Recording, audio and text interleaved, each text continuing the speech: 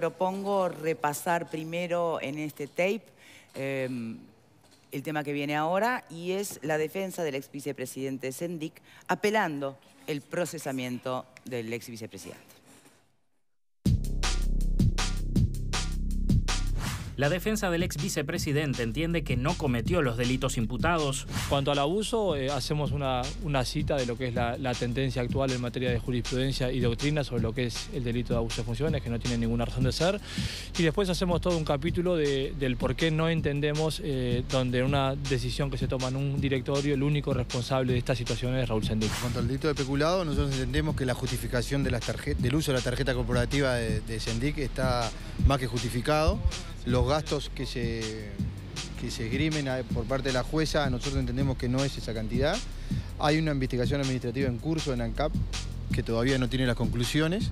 Pérez sostuvo que Sendik devolvió más dinero del que consta en el expediente y que esa información en detalle no está disponible aún. No la tiene la jueza, no la tiene el doctor Pacheco, no la tenemos Durán y yo, no la tiene Sendik. Esa pregunta es para ANCAP. Para Durán, el procesamiento no debió darse sin tener los datos de la investigación de ANCAP. Para nosotros es presurosa, como decimos en la apelación, esta decisión cuando esta etapa administrativa no concluyó y es determinante. Sobre el caso Exor, la empresa que intermedió en el negocio de la deuda con PDVSA, los abogados dicen que Sendik actuó mandatado por el directorio y que no se tomó en cuenta un documento clave, una carta de la petrolera venezolana. El director de PDVSA le comunica a la presidencia de ANCAP quién va a ser la persona física, jurídica que va a intervenir en la negociación con la deuda con PDVSA, y dice que es Exor.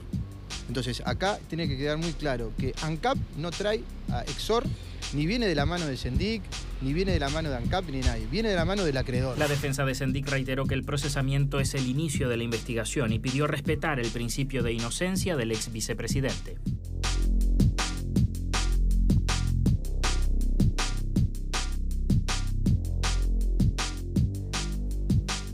Muy bien, y le damos la bienvenida al doctor Gumer Pérez, defensa del ex vicepresidente Sendik. Bien, lo escuchábamos referirse a los dos delitos por los cuales se le inicia el procesamiento. Uno es abuso de funciones, otro es peculado. Me gustaría si podemos separar los tantos, ¿no? En cuanto al peculado, la defensa argumenta que no es así, que él no gastó lo que gastó, según la investigación o lo que presenta Fiscalía, y que de hecho debería esperarse a la investigación administrativa de ANCAP para que aparezca la famosa caja de los comprobantes donde se demostraría que el ex vicepresidente devolvió mucho más dinero del que figura en el sistema, mucho más que esos $130. Bien, ahora tenemos un problema, porque desde ANCAP, la propia presidenta está diciendo, no sé de qué caja me están hablando. Entonces, ¿qué esperan encontrar en ANCAP? Bueno, buenas tardes. Buenas tardes, sí, perdón. ¿Qué tal? Buenas tardes. Hay que dividir, está bien como vos decís, la defensa apela el autoprocesamiento de la doctora Larrié por la sencilla razón de que entendemos que no hay ningún delito cometido por parte de Sendik, ni con relación al peculado, que es acusado por la Fiscalía, ni con relación al abuso de funciones. Hay que ver, el preámbulo que tiene esto es una denuncia que arrancó en el año 2016, principio de abril de 2016, en la que se denunciaron por parte de la oposición más de 24 o 25 delitos o situaciones de apariencia delictiva. Después de 2 años de una investigación muy profunda por parte del juzgado y de la Fiscalía, se arriba a una resolución, obviamente provisoria, como es un autoprocesamiento, por parte de la doctora Larrié, que no comparte la Fiscalía el dictamen que ella la lleva y solamente pide el procesamiento a una de los 34 indagados que fue Sendik por estos 2 delitos. Con relación al delito de peculado que tú decís, nosotros entendemos que no hay pruebas en el expediente que ameriten la tipificación de ese delito. ¿Por qué? Porque se lo acusa a Sendik de haber utilizado la tarjeta corporativa de ANCAP y haber realizado compras no destinadas a la función que él cumplía en ANCAP. Bueno, lo que nosotros decimos es que ese gasto que se hizo, que a lo cual habían también participado el resto de los directores de ANCAP, estaba documentado en los famosos vouchers que se entregan con la rendición de cuentas que cada director hacía. Eso llegaba con un resumen de la tarjeta y obviamente el presidente del directorio, que en este caso era Sendik, lo entregaba a su secretaría. Eso seguía un trámite administrativo él desconoce cuál fue el camino que llevó eso y culminaba en el Departamento de Recursos Económicos Financieros, creo que así, que era el que hacía el Contralor. Eso pasaba por un filtro del auditor, Tribunal de Cuentas, mediante, y nunca tuvo ninguna observación.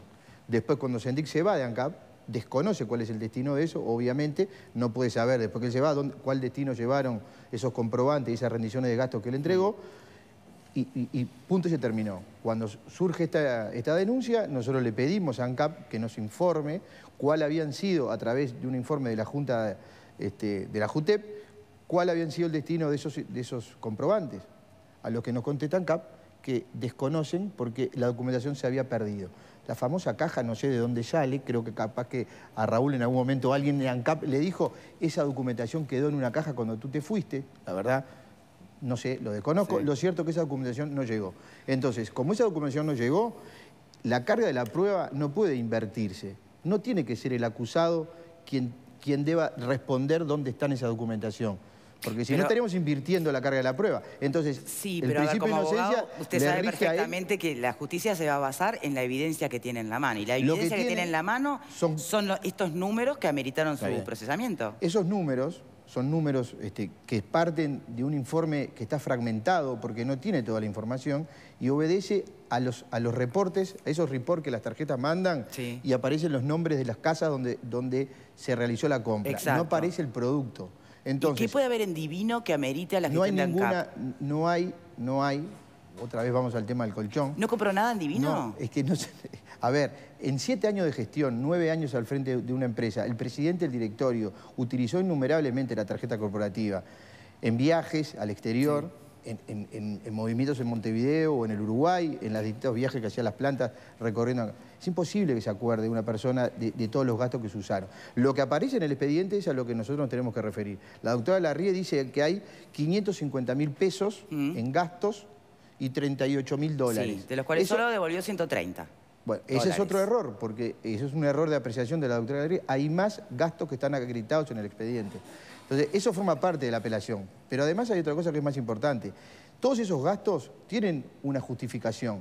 Que esa justificación no atienda a los criterios personales, éticos o pero no me dice que el propio ex vicepresidente no se acuerda en qué gastó. ¿Cómo sabe que está justificado porque lo que de gastó? Todos los gastos durante todo el periodo, lo que él pudo justificar, que era lo que él tenía en su poder, fue lo que presentó. Eso, a criterio del juzgado y la fiscalía, son escasos, para llamarlo de alguna manera, esa justificación. Y entiende que esos 550.000 pesos no tienen relación con su función. Bien, nosotros lo que decimos es... También lo entendió la JUTEP, ¿no?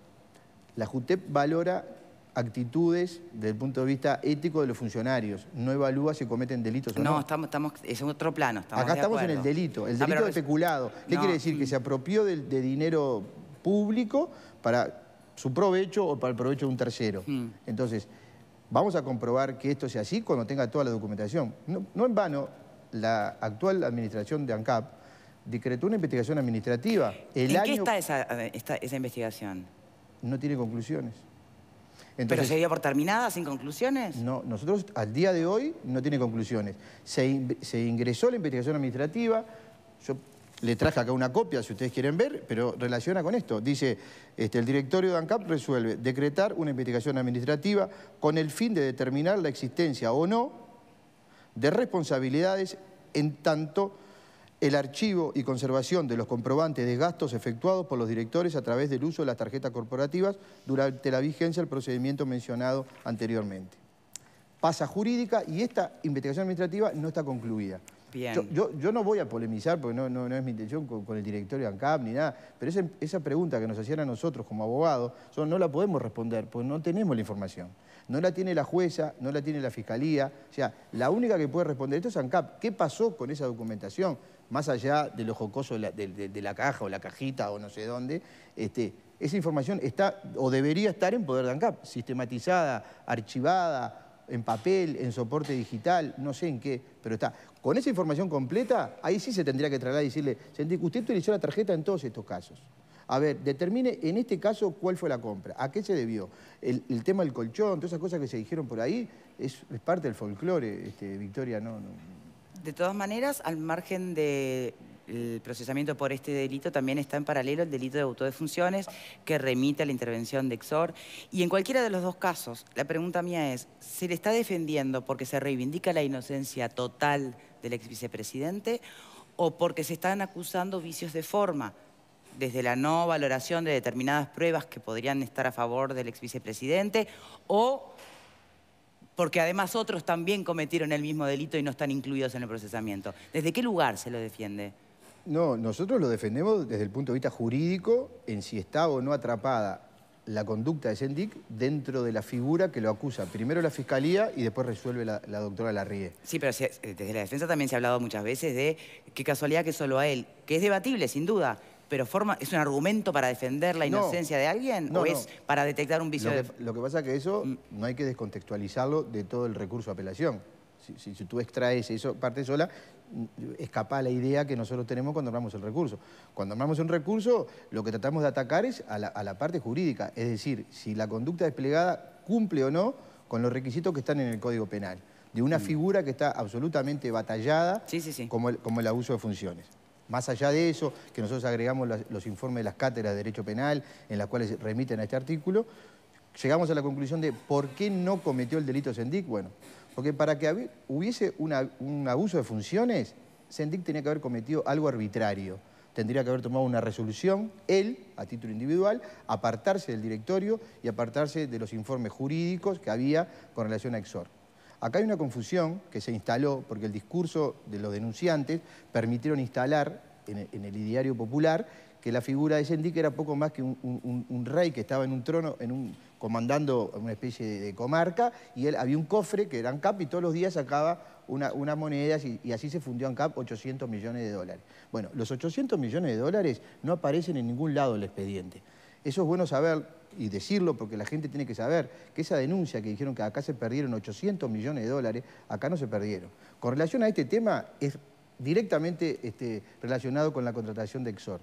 Exor es una empresa que se dedica a ingeniería financiera con deudas de empresas importantes.